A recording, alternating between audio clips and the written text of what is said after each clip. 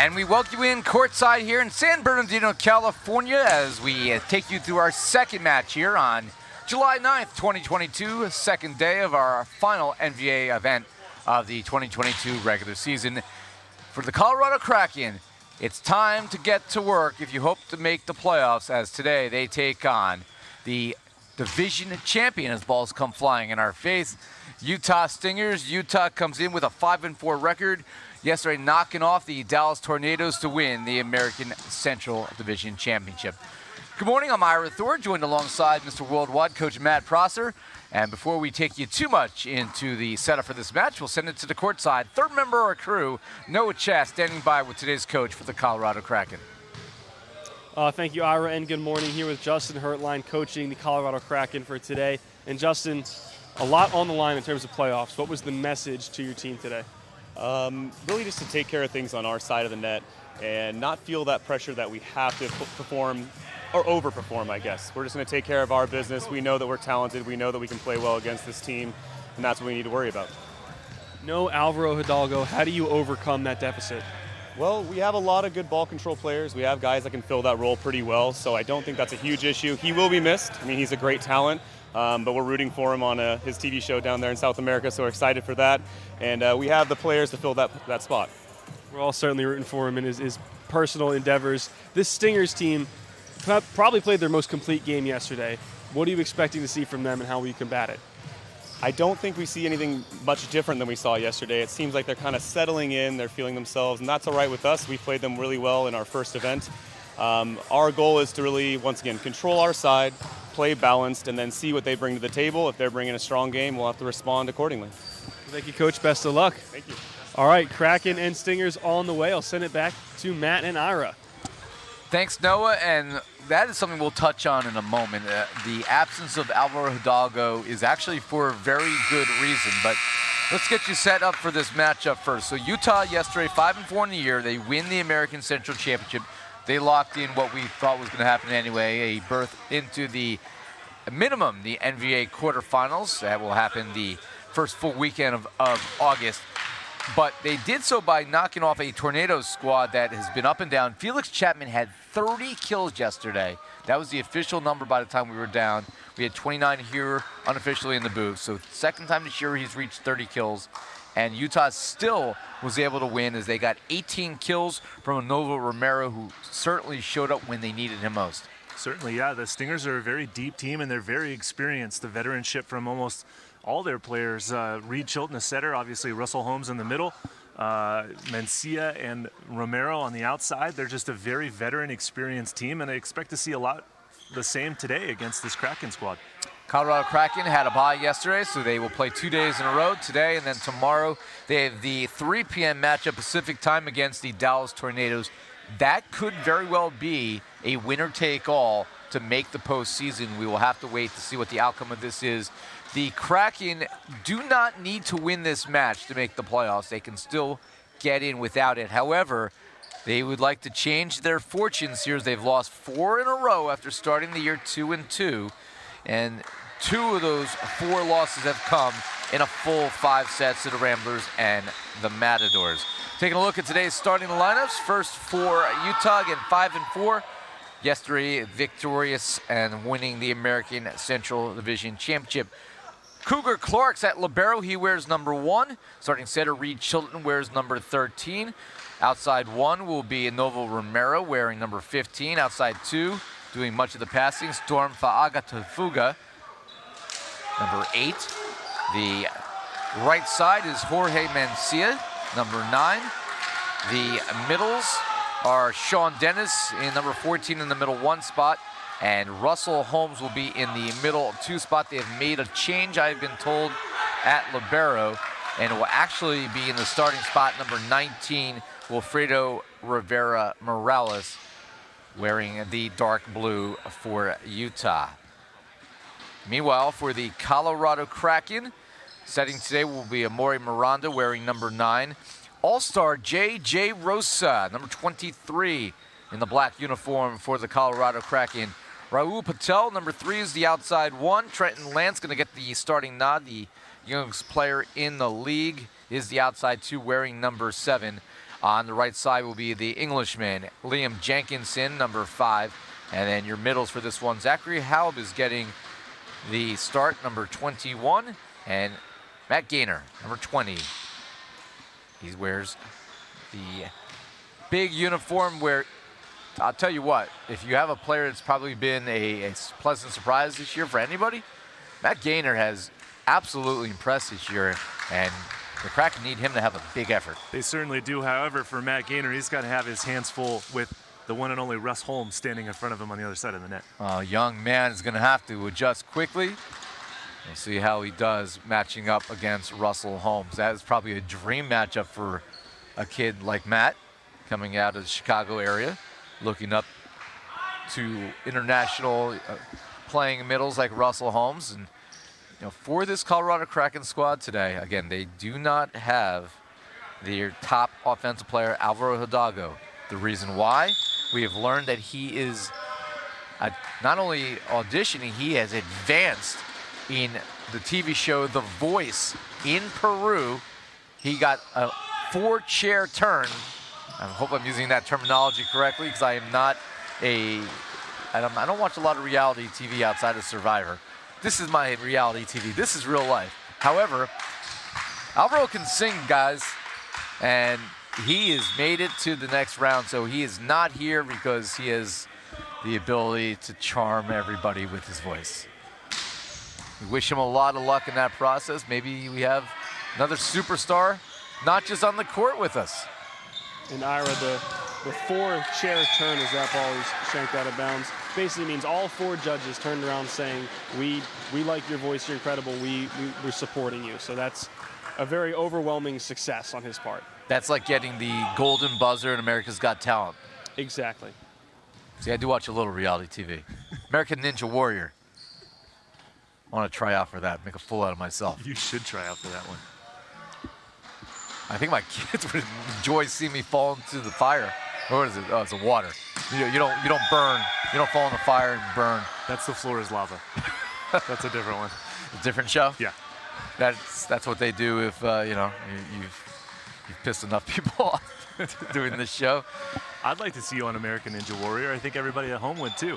I think the over-under would be, would you make it through the first obstacle? I would make it through the first obstacle. Are you I sure? have decent balance. You always bet on yourself, always. I think I would fall on the second obstacle. That one where you have to go from one set of rings to the next.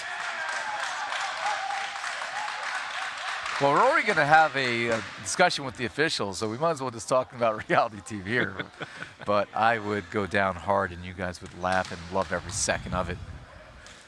I'm sure the crowd would love to see you try out for American Ninja Warrior. You'd really strike a chord with everybody at home on the couch watching, and you would definitely be the fan favorite. Are you calling me a couch warrior? I'm not calling you anything. I am a couch warrior. Actually, I'm not a couch warrior. I'm What not am I talking calling about? you anything. I'm the most active broadcaster you know. I hike. I go to ballparks in different cities. I watch Russ Holmes talking to our R2 today, Jung Park. Pretty much live a full life here.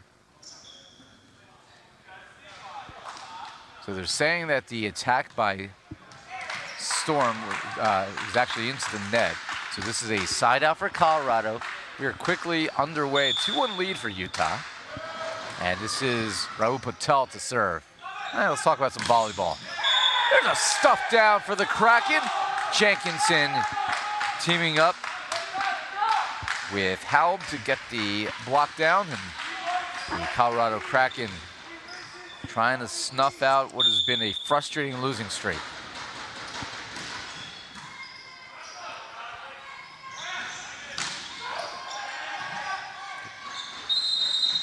And what is the call here? Is there a net violation on Trenton Lance?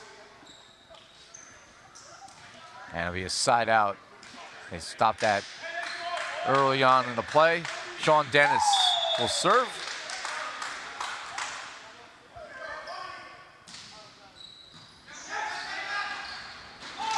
Jenkinson swinging away. And he's able to tool the block in the quick actions of Matt Prosser, the 6'7" frame, making the catch, saving everybody here at the scorer's table. Save the ladies at the scorer's table. You really know how to make a first impression. They were a little afraid of that one. That is blocked down. Matt Gaynor with the rejection.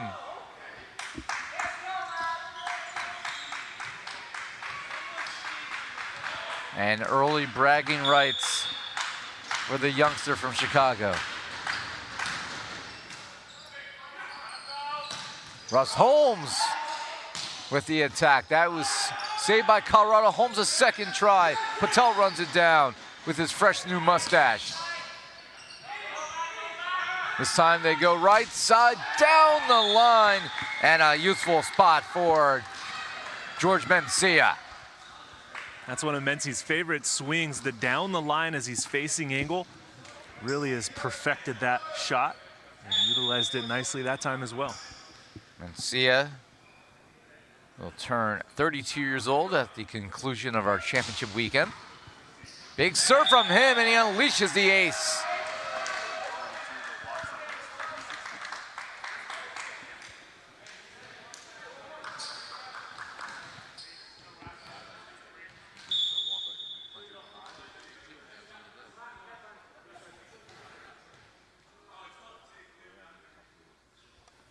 Romero looking for back-to-back aces, very close to that back line. Here's Jenkinson with the power tip. Diving, saved by Mendez and sent over. What a play by the Utah Libero. Patel with the power throw, and he gets it to go. Patel has come in with a brand new look. It's a confident goatee he's sporting.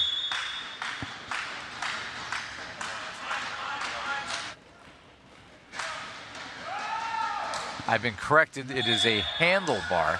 I had to get my facial hair terminology down here. I guess he has to fill in the bottom for it to be a full Correct, goatee. yeah. Especially being that you're one of the consistent, 5-day, 2-week bearded shadow kind of guys. It takes a lot of maintenance. Gotta have a good razor to pull this off. Gaynor swinging away. That's gonna come over on one. Lance was there for it, a little bit behind Trent Lance. He's able to adjust. And then that is swung wide by Reed Chilton, who was trying to catch the Kraken sleeping.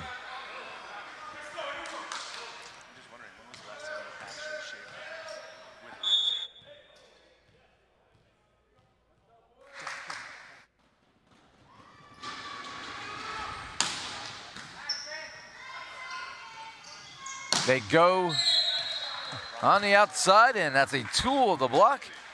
As Novo Romero gets in the kill column for the first time today.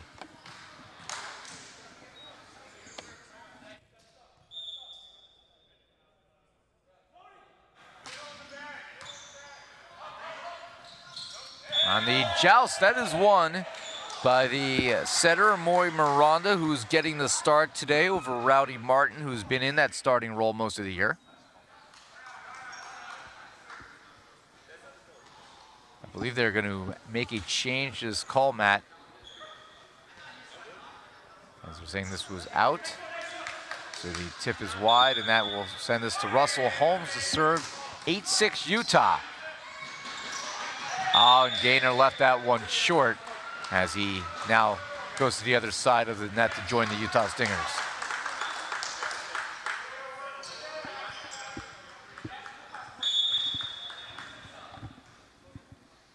Martin has been in that starting setting role for a good chunk of the season. Patel, that one dances off the tape, and he misses that one wide, and the Kraken have not come out with urgency today. Justin Hertline is coaching the team this weekend, as Jonathan Dacklison was not available.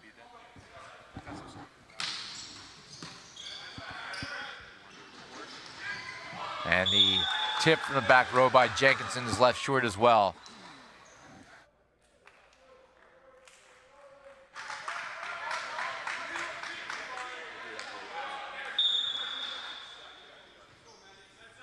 Here's Holmes to continue the run. Goes long on that one. And we'll have Matt Gaynor go back to serve, but before he does, We'll send it to the third man on our crew, Noah Chess, with some information on the decision with Rowdy not starting today at center. Yeah, I just spoke to Rowdy over on the bench, and he said it's just more of, from what he's being told, is kind of a strategic decision. He is the bigger blocker, and he knows he'll be in use a lot tomorrow going up against Felix Chapman. So maybe a decision to give him some rest, which in a playoff hunt, I don't quite fully understand that decision, but maybe it's to get some more guys mixed in. And he's letting us know that this isn't the absence of Coach Jackelson, that actually his coach is texting in directions and decisions and roster making choices from where he is right now. So there is a lot of coaching decisions going on. Lance commits the 10-foot line violation. That's pretty good insight there, and I agree with Noah, Matt. If you're fighting for a playoff spot, you play the best guys you have available no matter what. I agree. However, player management, jump management, that's an important factor to look at through a weekend, especially when you're playing back-to-back days. Sean Dennis blocked that one down, but was there a net violation there? I mean, Sean Dennis is 7'9". What the Kraken is looking for is an over violation on Sean Dennis, as he actually was blocking what looked to be the set, right? However, the setter for the Kraken is front row, which makes him an eligible attacker. So if that ball breaks the plane, Sean Dennis has every right to go up and block it, which I believe is what the call is going to be from our first official. However, Sean Dennis, 6'11". Hard to tell if 1% of that ball broke the plane or not, but the point's going to go to the Stingers because it's a non-challengeable call. And I think you're right, actually. I think that was a ball that was coming over. Sean Dennis doesn't even have to jump. Must be nice not to have to jump. He literally can just get his hands over the net standing flat-footed.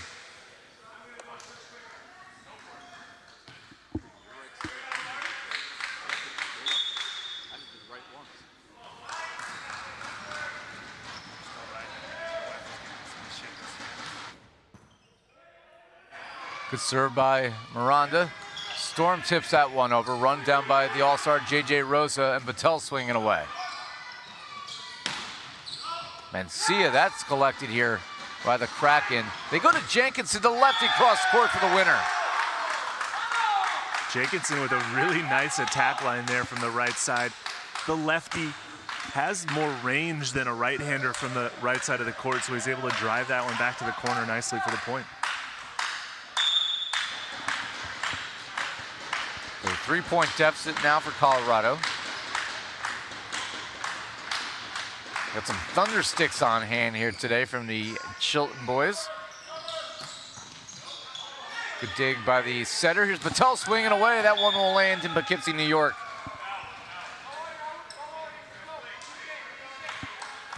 Patel looking for hands on that one, but missed pretty badly. That was clearly over the block and well out of bounds. Whose hands was he looking for? I'm not sure. Someone's that weren't there. Is Andre the Giant playing today? I don't see him on the court. That one's left short.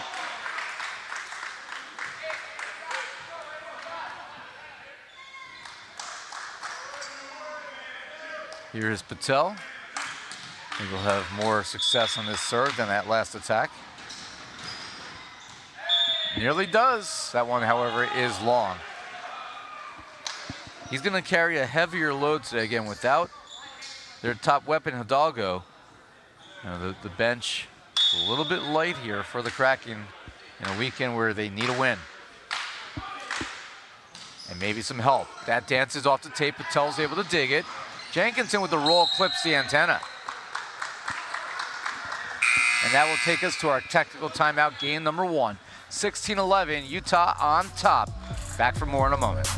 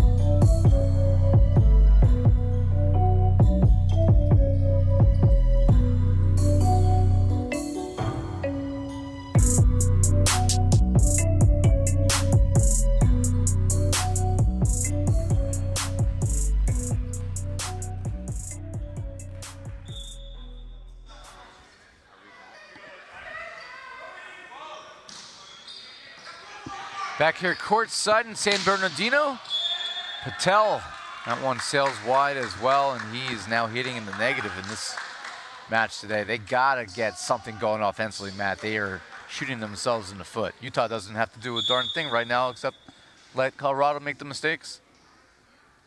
Well, I couldn't agree with you more, Ira. It's, yeah, absolutely the name of the game. You got to hit it in the court as Sean Dennis gets a service ace for the Stingers. But yeah, Kraken is really not going to help their cause if they can't keep the ball in play.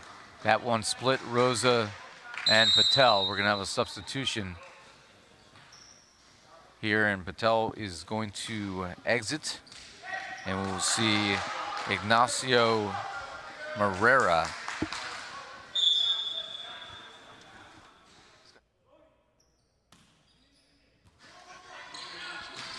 And that free ball goes into the wheelhouse. Russell Holmes feasting. Taking a kill away from his colleague Storm. And Dennis will continue to serve as the Stingers are running away with this set now, 19-11. Lance, reach out and stuff someone. Russell Holmes teaming with George Mencia for the rejection, and the Stingers forcing Colorado into an uncomfortable conversation. Timeout on the court, back for more in a minute here in San Bernardino.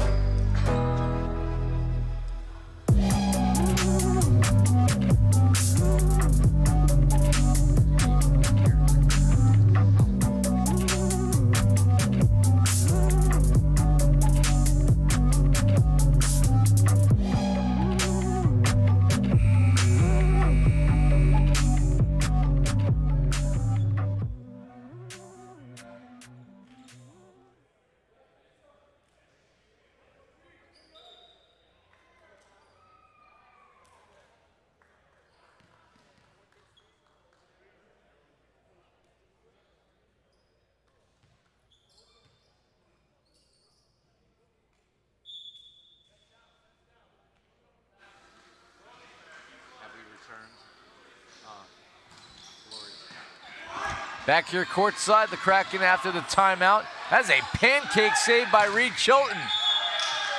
And then slugged through from the back row by Novo Romero.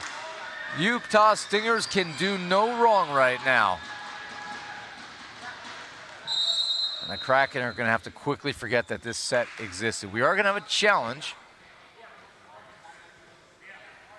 And I believe they're going to be checking a 10-foot line violation, which would be logically the only thing you can challenge here.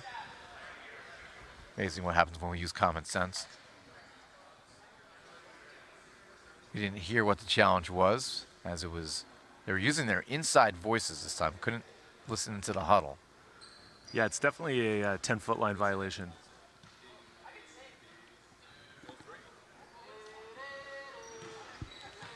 So our official, Jung Park, as he does the Jeopardy theme song, to let everybody know we are going to have to wait for this decision. Elvin Otley is in the R1 chair for this match. Serena Smith and the veteran Patrick Bradley are on the lines. So we're looking here. So actually, what they're actually looking for, we're wrong here. They are looking to see if the ball hit the ground or if there was actually a pancake here. Interesting. That is a first in our time together here. We've not had a pancake challenge. It's kind of ironic because our head statistician over there, Kenzie Shan, was actually eating pancakes not too long ago. So this is all very thematic. There was definitely a pancake there. Kenzie had some syrup on hers. This one's just a straight up great defensive play. And the Kraken, they do not win their challenge bid, but they free Sean Dennis, so they get the side out after the long service run from Dennis. So, well, see if the Kraken can get some momentum going. It's a palindrome on the scoreboard right now, 21-12. And this is Zachary Halb to serve. That's when the number is the same forwards and backwards. And that is a smash down by Inoval Romero from the back row. Now the lead is just 10. This is on pace to be one of our biggest set blowouts of the season here in the NVA.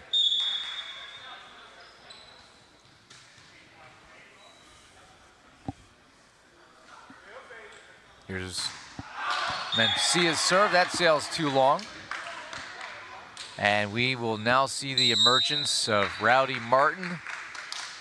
Today he is sporting a pink, red, and orange haircut that somewhat matches the Colorado Kraken uniform. I'm not going to say that that's pink, Ira. I'm going to call it more of a fuchsia. Fuchsia. And Fuchsia still a color? okay, that's right there on Rowdy's head. I haven't heard the word fuchsia in a long time, so you're pulling out the Corolla playbook.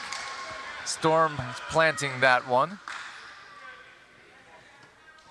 I mean, I'm still trying to figure out what the actual hue in the Kraken uniform is. They are certainly, up there with the Texas Tyrants for the most flamboyant uniforms in the league.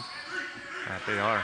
That nearly goes over on one. The joust by Martin's going to fall in. That right there in one play demonstrates the value of Rowdy Martin to this squad. That is exactly why he has been inserted into this lineup and getting some playing time now.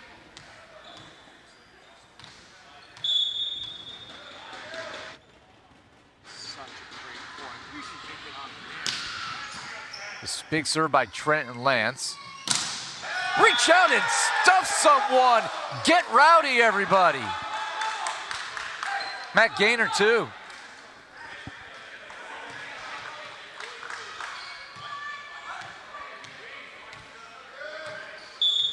And when you put in your top setter, sometimes good things happen. There's a big serve, handled by Romero. He'll swing away. That's blocked back. Storm ready for it. Mencia this time with the roll. That is run down by Jenkinson over on one, and the broken play will end with Reed Chilton feasting. 24-15. Chilton's just such a smart setter out there. Probably one of the more underrated setters in the league. But he's very smart, very experienced, and very unassuming as well. He's a big leadership role in this team as well. Reed's got 5 kids from my memory here. And I believe three of his boys are here today watching his dad play. So their dad plays. So a chance for them to see firsthand his leadership, which will result in a Sean Dennis kill and a Game 1 win for the Utah Stingers. 25-16. They lead the match 1-0. Game 2 coming up next here from the Pierce Sports Center. Come back for more. Utah looking to continue its success.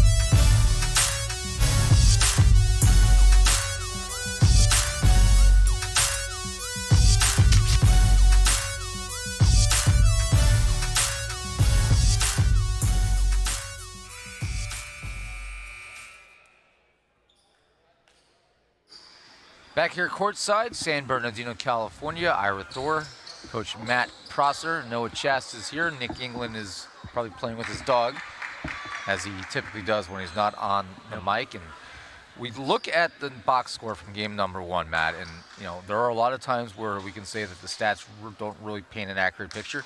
Oh, they most certainly do right here. Game number 1, the Kraken, just a 50% service reception rate.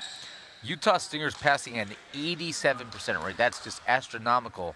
And then you add into the fact that the Kraken have hit at a 25% rate with 8 attack errors, 6 of which are basically unforced errors. Yeah, 25% hitting efficiency is not conducive to a set win or even sniffing a set win, especially when you get blown out 25-16 in the opener. Not a very offensively impressive game played by the Kraken that time. I don't know where you turn to right now. Maybe Liam Jenkinson. I don't know who else can get it done offensively. It ain't going to be Patel, not when he's going one-on-one with George Mencia. Oh, my goodness. A stuff that will resonate. That's not the start that you wanted to see from your team either if you're a fan of the Kraken. Is Raul going to go after him again? No, he goes differently. Wise decision. There's Storm from the back row with the roll. Trenton Lance, that one stuffed back. Sean Dennis says, take this. No, Sean Dennis says, I'll spike your spike. Throws it back down to the corner with his great vision and patience that time. Basically, that's what he did. He took his little attempt at a spike and spiked it right back in his face. That's an aggressive play by Sean Dennis. Miscommunication by Colorado. And this time they do get the benefit of the bounce. Patel teaming up there. Zachary Haub had the other touch. Look at this, though. They've gone back to their original setter here, Maury Miranda, almost like that they have given in to defeat in this match.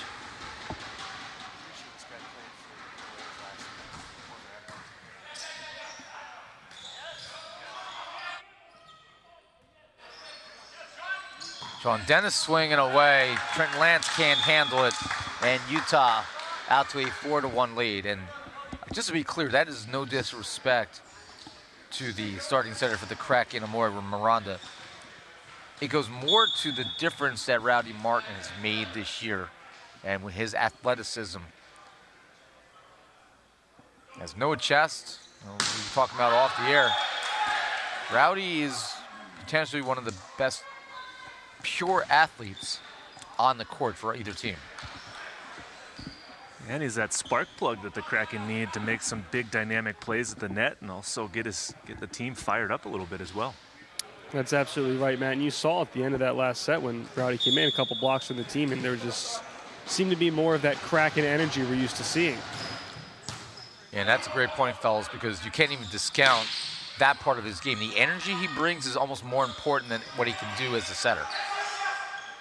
He makes mistakes out there. He's not a perfect setter at any means, but he makes up for it in other areas. They're going to go here to Lance. Down the line. Good change of direction for Lance. He has not been utilized a ton this year in a prominent offensive role. Maybe he's that guy today. Yeah, Trent Lance, 6'5", opposite hitter. Very young, but still has great talent. Certainly got away with one that time as Mency decided not to block for some reason, but he could be the difference maker, but only time will tell. Mencia gets blocked back. Trenton Lance teaming with Zachary Haub, and that's 2 blocks here early in this set. And J.J. Rose is talking a little bit through the net here. Utah finally got a little energy. That's a misfire from Mencia clipping the antenna. And suddenly, Utah scored, giving up 4 in a row here. And Kraken have themselves a run. And Patel dumps a float ace in the back corner. Well, there's a long way to go still in this set, so if I'm the Kraken, I'd be careful. You don't want to poke the bear too much now. It's only 6-3 here in set number 2. And on that note, Matt, that's sort of when the Kraken are at their best, when they're poking bears and ruffling feathers.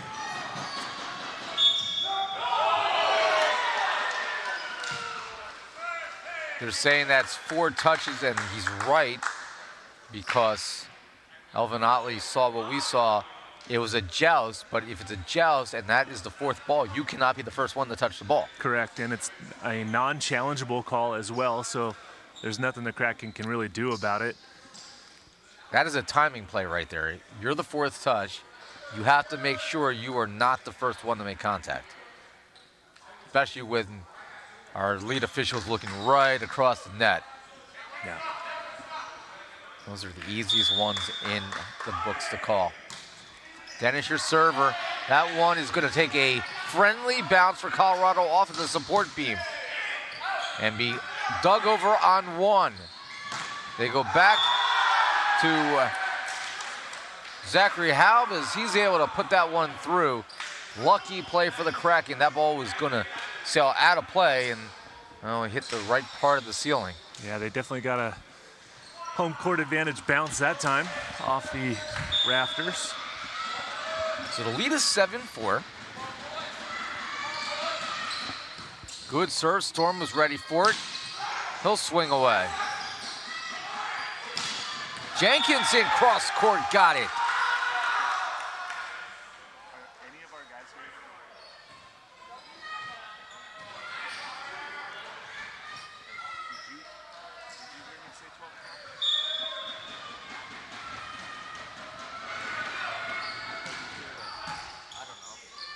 On the air. As Storm swings away for the winner.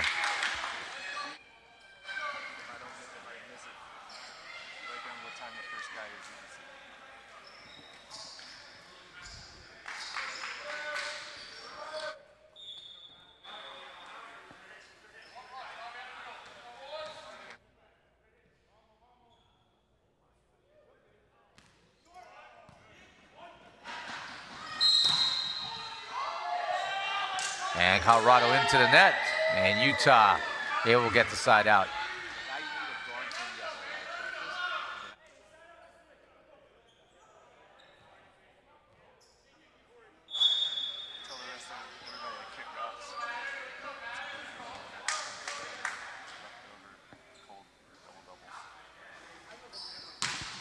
And that's left short.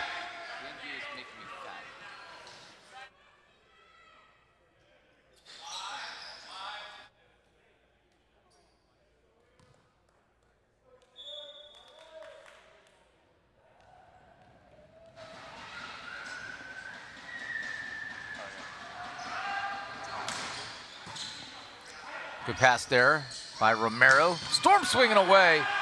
J.J. Rosa. That is brought back by Miranda. And that won't be able to be saved by Utah. What a defensive play for today's starting center, Maury Miranda, to keep that one alive off the Rosa big dig. And then Colorado clawing for that point.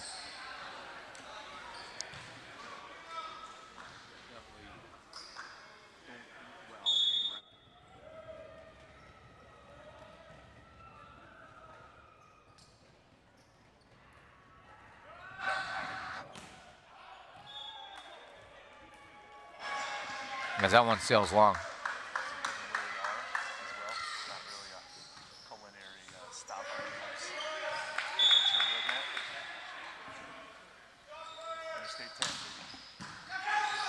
Good pass by Rosa. Here's Trenton Lance. That one left short. And the side out to Utah as they close the gap.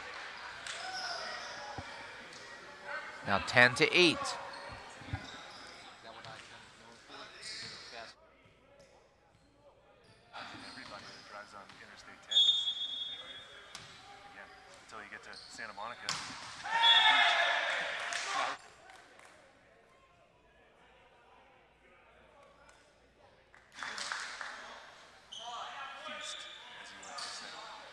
Trent Lance will serve here after the error by Utah.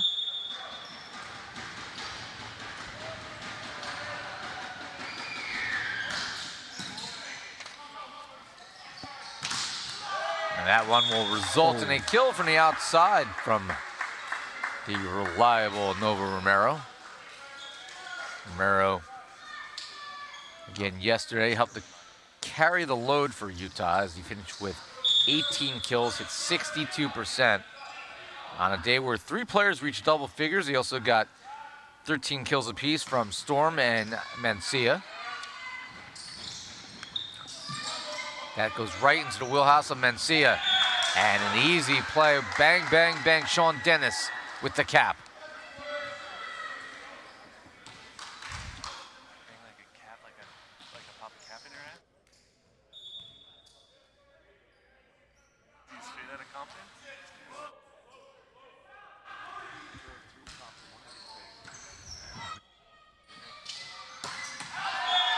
As Patel misses wide. That's another attack error for him. Patel, when he got pulled in the first set, was -5. He had 1 kill and 3 errors. Now is up to 3 and 4.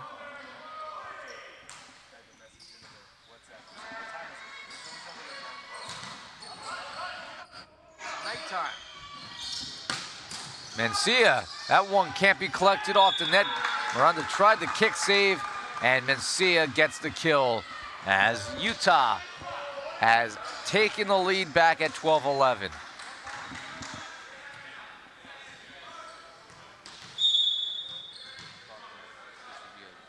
Total destination on my Napa Valley tour. Stop here for some culinary food. Oh! The mismatch. Patel goes one-on-one with Cody Wong and gets rejected. Wong comes in as a sub. The monster stuff. Timeout, Colorado. Back for more in a minute.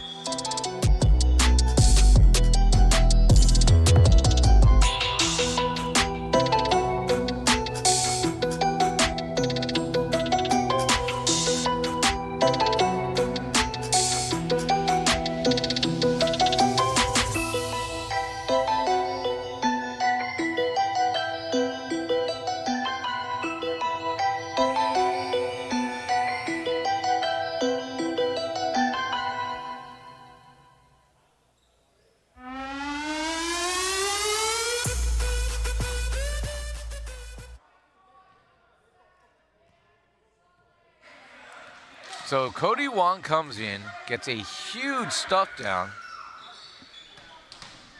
Smallest player by a long shot on the court for Utah. Well, I don't even have Wong's height listed. If Sean Dennis is 6'11", Wong can't be any more than 6 foot. I'm going to say there's probably about a foot difference between the two. I'm going to go with 5'11" and 6'11". But that's unofficial statistics, of course. Yeah, he might be 5'11", but he got up there to shut down Raul Patel, who is listed at 5'11" himself. And quite frankly, when I look at the two of them together, Patel's got an inch on him at least. Storm laying out for that pass. Great set by Wong. Patel again, over the block, diving to save that one is Mencia.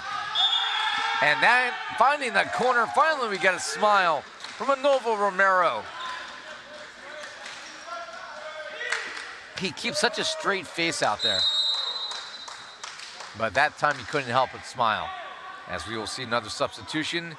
This is for defensive purposes. Patel is out. Morera is in.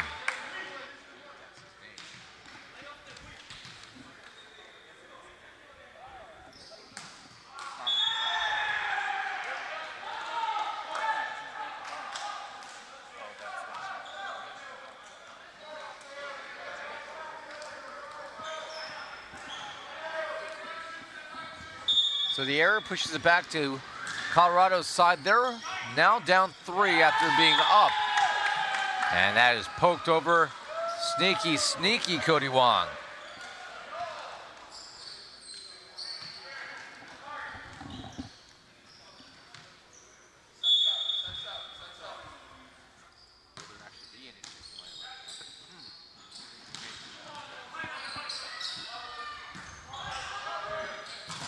Swinging away, and that time a triple block shutting down and Nova Romero. Jenkinson able to get the block there with Haub.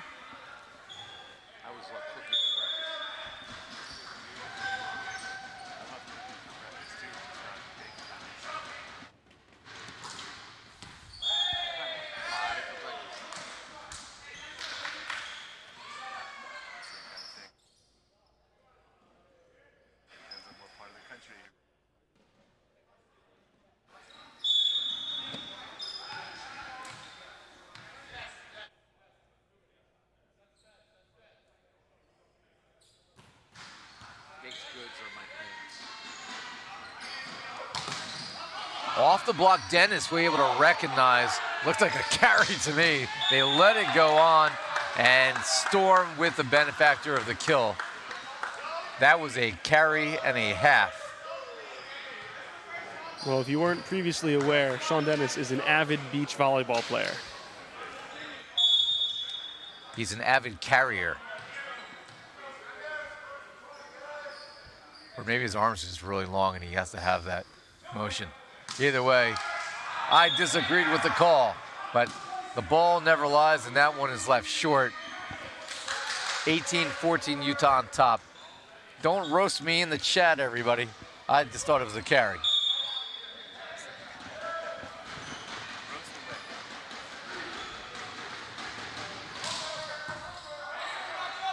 Storm looking for Mencia, tries to clip it off the high hands. Rosa leaves it for Trenton Lance, and that one is stuffed down but out of bounds by Dennis and Mencia. They couldn't believe it. Now, Sean Dennis looks over to Russell Holmes. They are considering challenging this, and I believe they are going to do so. They feel that block was in. And, well, Utah has not used the challenge yet. And we'll see if this is successful for the Stingers. Colorado used the challenge in the first set. It was not very good. We'll see if Utah has better luck.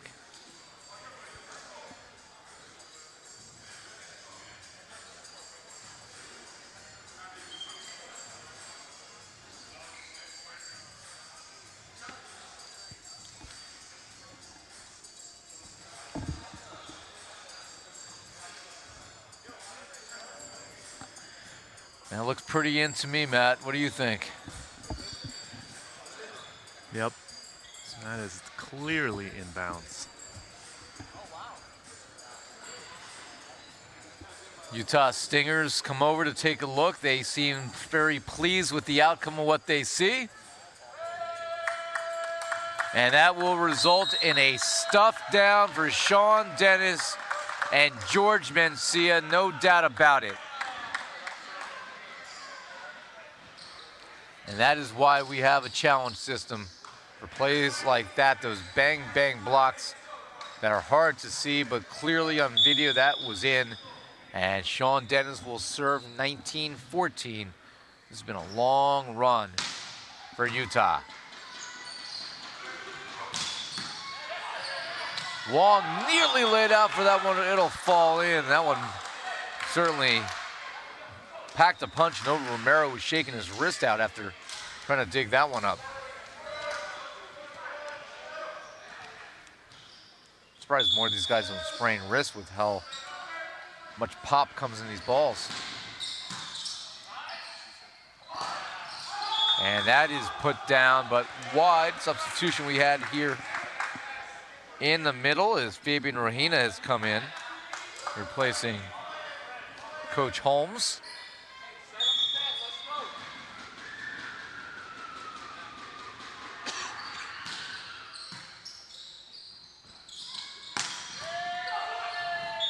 As Mencia follows through with the winner. And Utah leads 20-16.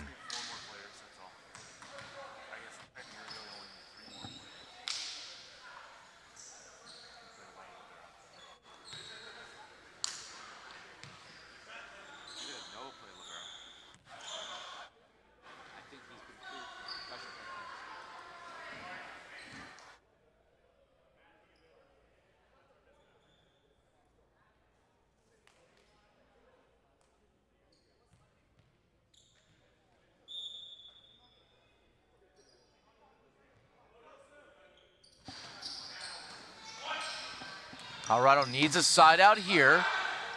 Mencia got a piece of it. Miscommunication, but it'll be sent over by Utah. Rosa runs it down. Here's Storm with the roll shot. Oh, what a save there by the Kraken. And saved off the net by Gaynor. Broken play all the way around, and ultimately Storm missing wide. Side out Colorado. That was a mess.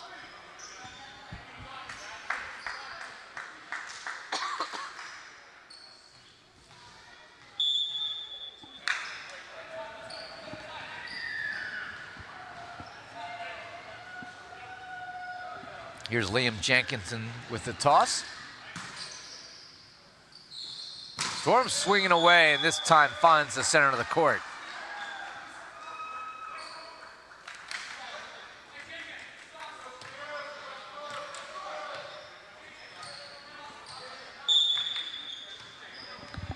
(21-17) Stingers with a 4-point advantage. Going to take a 2-0 lead in this match.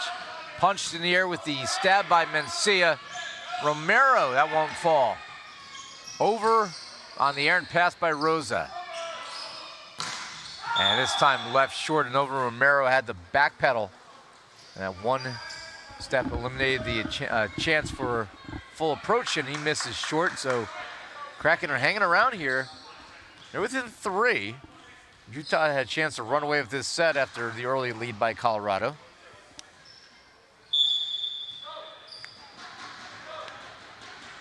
Here's Trenton Lance. That one will sail into Pasadena.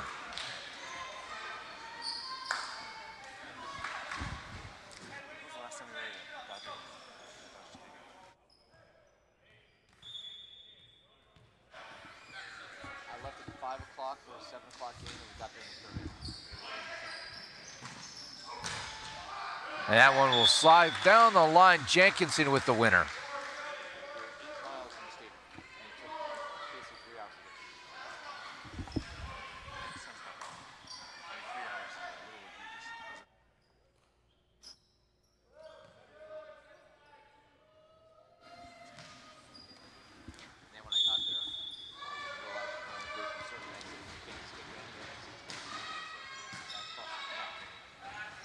Storm from the back row. That will split the block.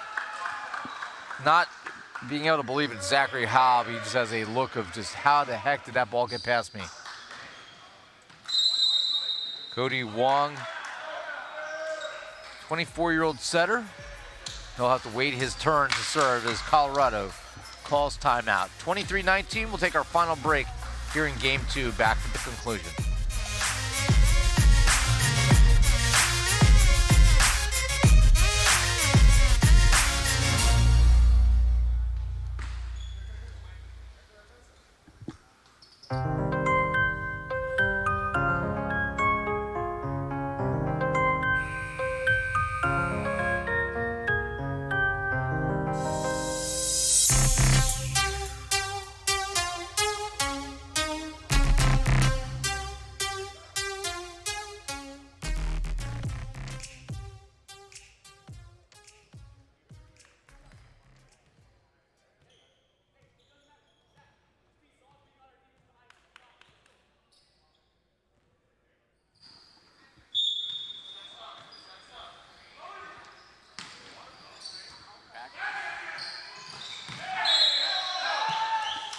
Back for the timeout, and Zachary Howe able to get in the kill column. No, they make the change. They said there was a net violation on Colorado, and that's going to give Utah set point. 24-19. As Cody Wong will look to serve Utah to a 2-0 lead in the match. Miscommunication there off of the serve. That is an ace for Cody Wong. And the Utah Stingers, they take care of business in game 2. 25-20, or 25-19 officially, and they win this set and lead the match 2-0. Back for the third set here at the Pierce Sports Center. Rejoin us in a bit.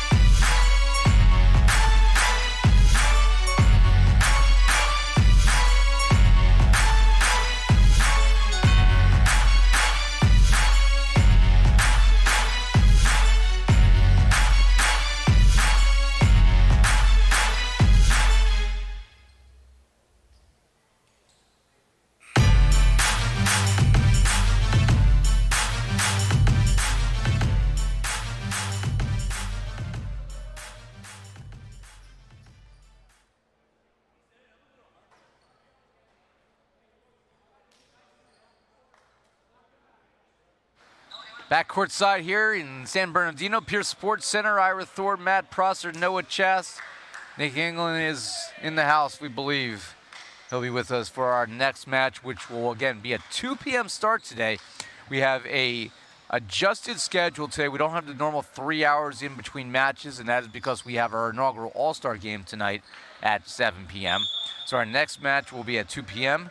That will be the Stunners against the Seattle Sasquatch. The Stunners looking to complete the regular season at 7-3 before the postseason begins. And we will close the day at 4:30 with the match of the day for sure, as the Southern Exposure take on the Las Vegas Ramblers. Ramblers looking to close the regular season on a 6-game winning streak and a impressive 9-1 ledger. As we could conceivably, Matt, have a team finish the regular season 10-0 and 2 teams at 9-1. Conceivably, yes.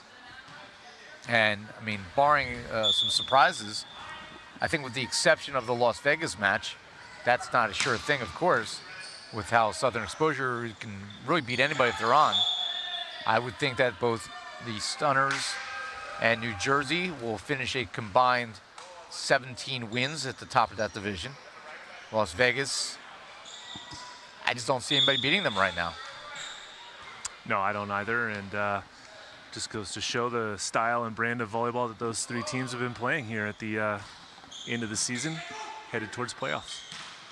As that one is left short, as we've had a change here for the Colorado Kraken. Dylan Haskell, who has been in the starting lineup quite a few times this year, is now out there at middle hitter. Number 11, he's an Oxnard, California native, 6'7", left that one short. They go back to Haskell, dug up by Wong. Rosa able to run that down. It clips a wire over the court that supports the screens that separate this facility, and then that is just a wide open swing. Mencia, nobody in his face.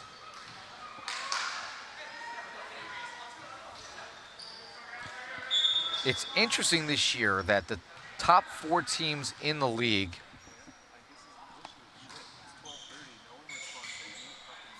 the top 4 teams in the league this year are pretty straightforward. Oh, that one is stuffed down, but out of bounds. Storm able to tool a monster block.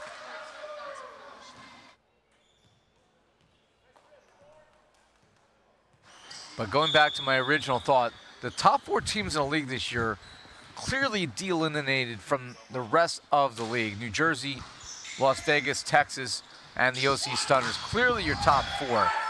Who is that next team? Is that the Utah Stingers? Are they that next team after the Elite 4? They can be. They have pieces to be there. As you just see Storm smashing that one down. But the inconsistency from Utah this year makes them hard to have a lot of faith in. It does make it a little bit challenging to have faith in that team. You know, look, when they're playing well together and they have their starting, 6 or 7 out on the court, they can be a very good and dangerous team and a very challenging team to beat.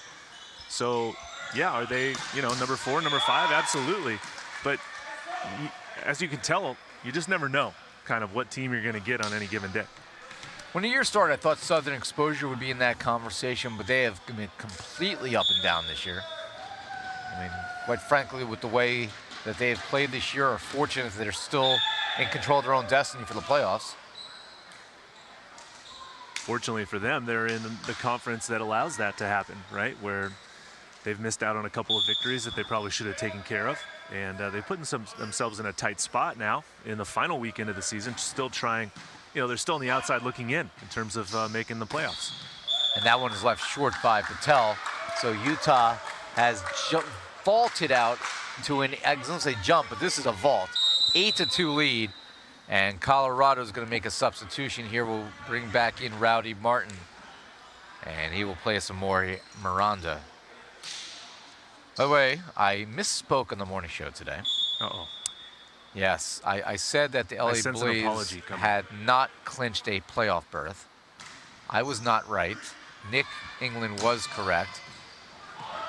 And not because the LA Blaze are playing well right now. Quite the contrary, because the LA Blaze, with the loss to the Texas Tyrants this morning, find themselves now stumbling into the playoffs with right now what is a 5-match losing streak, 3-6 on the year. They still have to play the Untouchables tomorrow. But the Blaze are in the playoffs, and that's because they're in the same conference as the Chicago Untouchables and the Seattle Sasquatch. So it's not like the LA Blaze have maybe earned their way in. In this case, they've kind of backed their way into the playoffs. And you know what, though? Sometimes that's okay. Sometimes you get in and you get a fresh start. And that is what the Colorado Kraken are going to look to do coming out of this timeout. They want a fresh start. They'll talk this over. We'll be back in about a minute for the continuation of Game 3.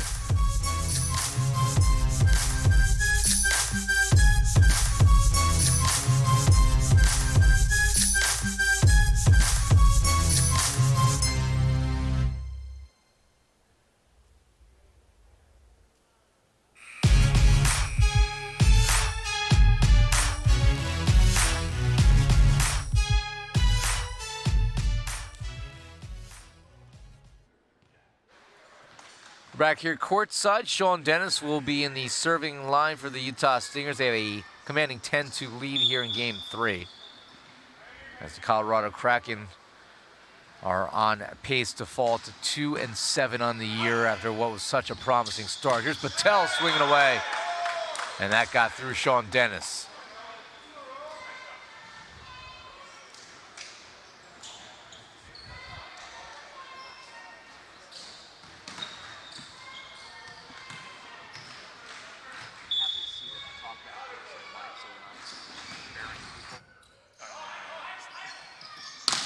Storm swinging off the block, tooling it, and out of play for the kill as he got that one by both Martin and Gaynor. George Mencia will serve. Lead is 8. Utah Stingers looking to finish the regular season on a high note. They will improve to 6-4 if they close this one out, as we have no reason to believe they will not right now. Broken play off the net. Well done there by Fabian Rahina. And then ultimately it doesn't matter. Matt Gaynor with a highlight reel play. You didn't even have to look at that. You felt that one.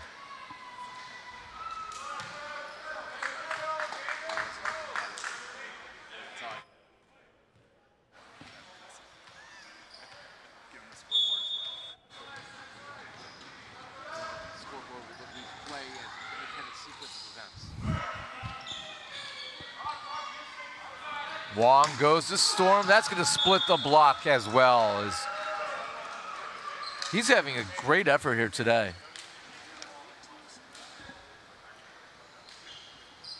Storm for Agata Tafuga. 6 kills coming into the set. He's already put away 3 here, so he's closing in on a double-figure effort.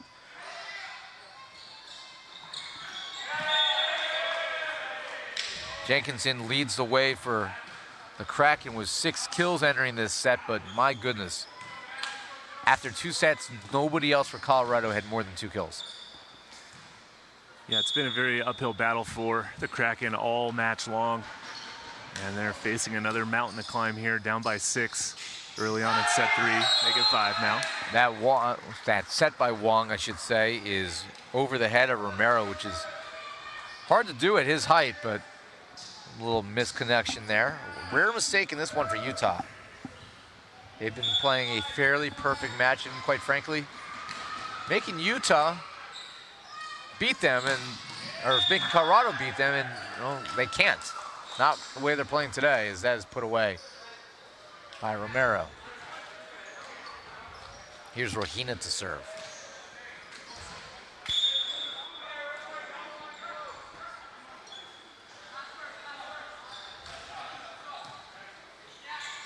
Martin tries to save it, can not after the errant pass from J.J. Rosa.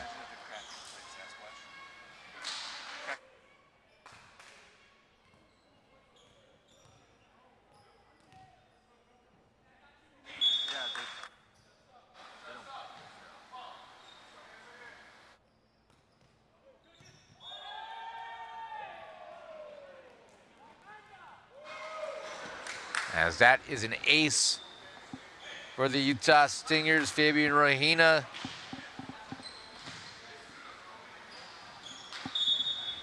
The 28-year-old will serve here with a commanding 15-6 lead, and Colorado, their day may end early if they don't figure things out quickly. Storm off the ping pong, able to get it over. Attacking on two, Rowdy Martin doing his thing. So he'll serve with the side out for Colorado. The Kraken started the year 2-2. They lost to the Stingers in a 5-set affair in their first ever match in the NVA on April 8th. They lost to the Tornadoes decisively the next day. Second event on Mother's Day weekend, they annihilated the Seattle Sasquatch in the second and third sets, but that first set was 36-34. And then the Kraken, in one of the biggest upsets in the league this year, beat Southern Exposure 23-23-19. So, you know, the Kraken had a great start, but they haven't been able to sustain that level. As that set is outside the antenna, and Nova Romero trying to convince the official that that was a good play. I don't see what the problem was. Looked okay from my end. Fine. Legal in every aspect of the game. Here's Trent Lance to serve. No bueno. And Ira, you guys were mentioning that clear kind of top four tier in the NVA, and are the Stingers quite at that level? Right now they're maybe that fifth team. And in the few of the losses the Stingers have had this year, I've talked to Jorge Mencia, and he's assured me, he says, we will be ready for the playoffs. We are there. We are a former NBA champion, and we have the talent and the experience. It's just we have to get all of our guys together. And this might be one of the first weekends that they were seeing a completed full lineup for the Stingers, and we're seeing what they're capable of. But as you mentioned, it is that consistency. Can they do it the way that the Stunners and the Tyrants and Freedom and Ramblers seem to do it game in and game out? Well, when I look at potential playoff matchups for Utah, and they're going to play one of the big dogs at some point, and you know, as a division champion, they will play a wild card to start off. But I think of the four big teams above them right now, the Stunners, Freedom, Tyrants, and the Ramblers, I think the best matchup for them is actually Texas, as Storm able to connect for the side out. They actually did not play Texas in the regular season, as the American Central Conference, you know, they didn't play, I'm sorry, the American Central Conference did not play the National Central, which is the Tyrants, Blaze, and the Untouchables. So that would be a matchup we haven't seen this year. We've already seen Utah lose substantially to the Freedom 18-19-17, so that's not a great matchup. Lost to the Stunners 16-22-21. And they lost to the Ramblers 15-21-23. So Utah didn't really put up much of a fight against those three teams. And despite those three not very close losses, there's never been an ounce of worry in this Stingers team.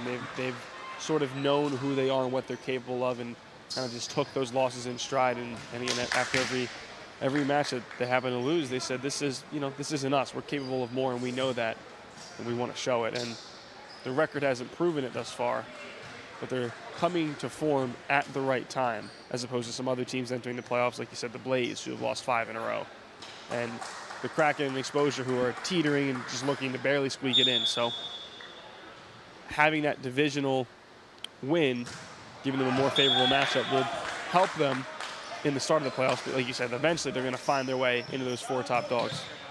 Well, when you take out those 3 losses that we just talked about against the big 3 teams, the Stunners, the Ramblers, and New Jersey Freedom, the rest of the way, Utah just is 5-1 on the year.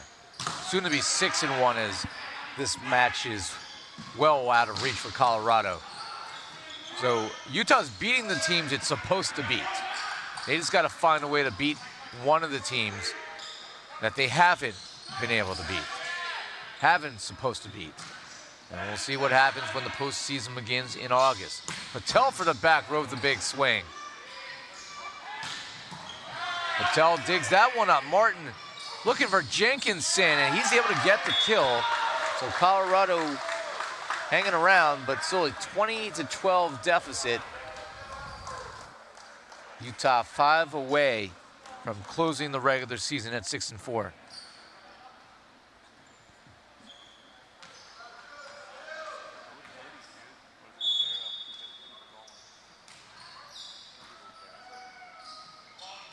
Storm tooling Rowdy Martin for the kill.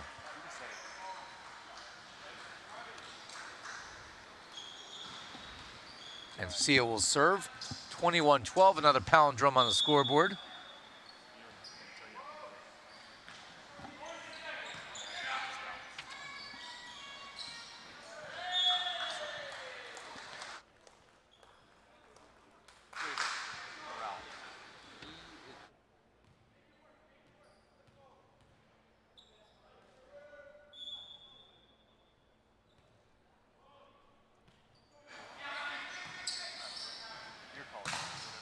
Blocked back, sent over here by Trenton Lance. Storm swinging away. Rosa there to collect it. Roll shot by Patel is red. Here's Mencia. Trenton Lance with the stab at it.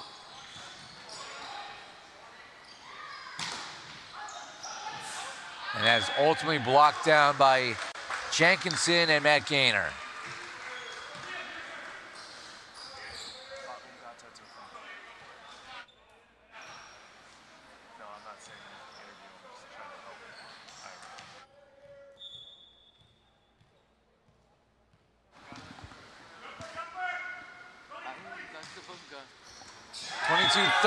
And Colorado with the ace.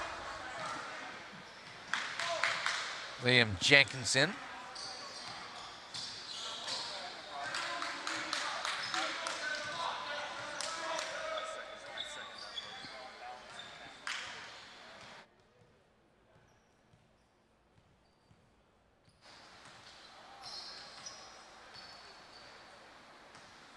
As they wipe up some perspiration here on the court.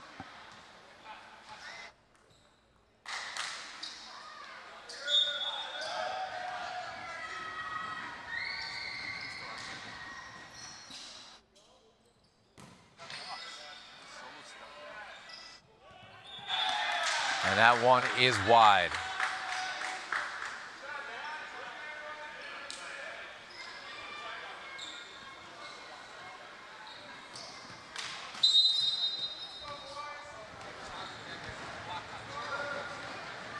And we're going to have a challenge here from the Colorado Kraken. Challenging whether there was a touch.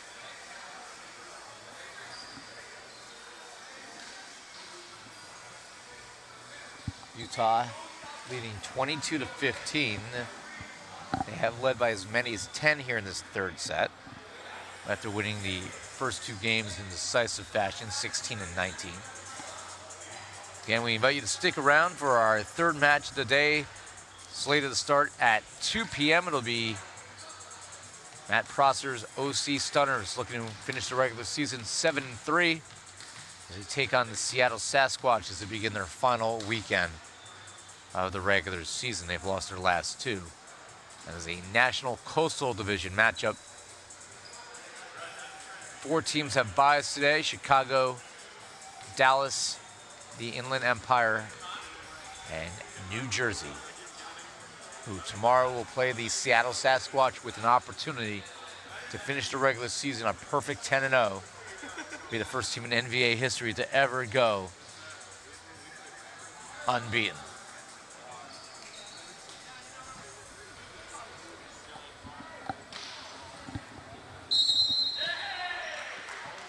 And the officials say there was indeed a touch by Trenton Lance, and the Stingers had a little insult to injury here as they win the challenge.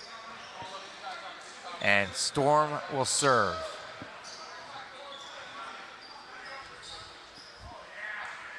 Storm for Agata Tafuga will serve.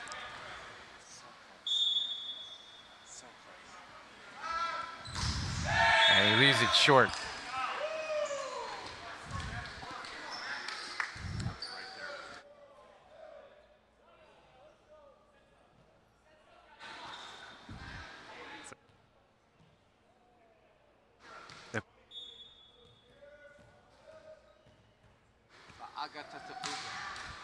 Clips off the tape. Gainer with the quick reflexes from the back row. Patel with the power dump. Oh, and a sharp angle smash. Inovo Romero. And he puts his hand up, apologizing to Dylan Haskell, who took that one. Was that Trenton Lance? Lance is the one who was worse for wear. This is match point 24-15. That one is long, so match point number 2 will be coming up in a moment. And we will have a victory for Utah here that will be an hour and 20 minutes.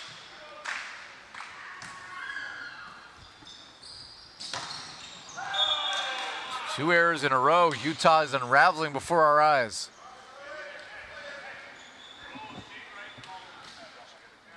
Match point number 3, Rowdy Martin to serve.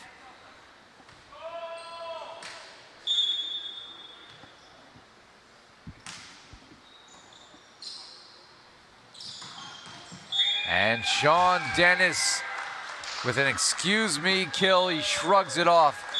And that will end this one as Utah takes game number 3, 25-17. And they are victorious today in 3 sets. 25-16, 25-19, 25-17. Utah Stingers, they improve to 6-4, and they win their final 2 matches here in the American Central Division this weekend to close the regular season, heading into the playoffs in the right direction. Colorado Kraken pulled a 2-7 in the year, their 5th loss in a row. They are not eliminated yet. Tomorrow they will take on at 3 p.m. the Dallas Tornadoes in what very likely may be, Matt, a winner-take-all match, but I don't like their chances right now. I don't like the way they're playing. No. I don't like the energy on the court, and I don't think they have an answer for Felix Chapman tomorrow if all the chips are on the line. Yeah, it's going to be a very big challenge for the Kraken to take down the Tornadoes. Obviously, we know what Chapman can do, but the rest of the Tornado team as well, expect them to contribute very heavily for that match, and the Kraken have a real test in front of them to make the playoffs. Well, Reed Chilton started this match at center. Cody Wong came in as a substitution to begin game number 2, and he quarterbacked a great effort for this Utah Stinger squad. Cody Wong, with a solo block to cap that off, is our man of the match, and he's joined by Noah Chess on the sideline. You said it, Ira. Cody Wong, our man of the match. You came in set 2, take over setting duties, and led a well-balanced attack. What was clicking for you guys today? Our passing really picked up, and our middles made it a lot easier to spread the ball out. And so once the ball got to our pins, it was a super diverse game, and it just made it a lot easier for us to attack. So, yeah. How difficult or easy is it for you to kind of step in and take over those setting duties? I mean, with seasoned veterans like Reed Chilton and Mike Veitato, who's not here with us today, I mean, it's easy, like just to watch and to learn from them, and to take advice from experienced guys like Mency and like Russ, and so it makes my job so much easier to be able to learn from really good players. You had a pretty emphatic solo block earlier in the match, and as someone a little closer to my eye level, how does it feel to really get up there and stop some of those bigger players? It's kind of an indescribable feeling. I mean, it's pretty cool, man, to just be up there with the big guys and to hang. So I'm just grateful for the opportunity to be here and trying to do the best that I can do. Well, I wish I could jump up and block like you can, but I cannot. But Cody Wong is our man of the match. He's jumping, he's blocking, he's setting everyone on the court, leading the Stingers to another victory. He's our man of the match. And thank you, Noah. And I'll tell you what, he came in and did a great job, and he said diverse. That's the great word, because in this match, nobody really needed to be that dominant force. Storm will go down as the match leader in kills with 13. He almost beat the Kraken by himself. The Kraken had just 19 kills in this match, 38 for Utah. Utah hit 23%, Utah 42%, and the Stingers hit pass at a 76% clip today. Just a well-rounded effort by the Stingers and a Kraken squad that they got to figure this out quickly or their season is over. Yeah, the Stingers just too much talent, too much experience, really too much attacking and power from every position on the court. Even the setter getting involved as well. And just it was all Stingers today. Kraken had no answer for him. Next matchup is, again, a 2 p.m. Pacific time start. It'll be the OC Stunners, 6-3 on the year. They are in the playoffs. The Seattle Sasquatch are 1-7. That is our next contest, the third of 4 regular season matchups today. And then our All-Star game, of course, at 7 p.m. tonight. So again, join us again 2 p.m. Pacific for that one. Thanks to our entire crew and for my partner Matt Prosser and Noah Chast. I'm Ira Thor. Thanks for watching this one. Talk to you in just a bit for match number 3 of the day. Back for more.